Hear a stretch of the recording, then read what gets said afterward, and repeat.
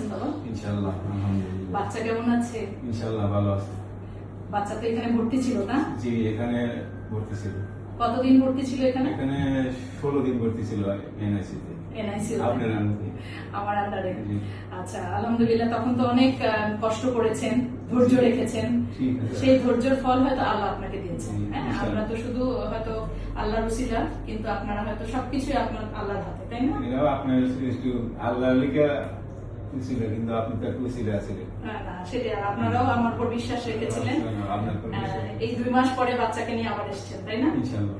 বাচ্চা আলহামদুলিল্লাহ খুব ভালো আছে। ইনশাআল্লাহ ভালো আছে। যেভাবে বলেছিলাম সেভাবেই রেখেছিলেন। সেভাবে রেখেছি। নবজাতকের তো অনেক বাধা থাকে যে ভালো মতো রাখার, তাই না? জি। আলহামদুলিল্লাহ, আপনি যেহেতু আমার কাছে এসেছেন এবং বাচ্চা ভালো আছে, দোয়া করি আপনার বাচ্চা ভালো থাকুক। আপনি আমাদের জন্য দোয়া করুন। ইনশাআল্লাহ আপনাদের জন্য আমি দোয়া করব ইনশাআল্লাহ। ধন্যবাদ বাবা।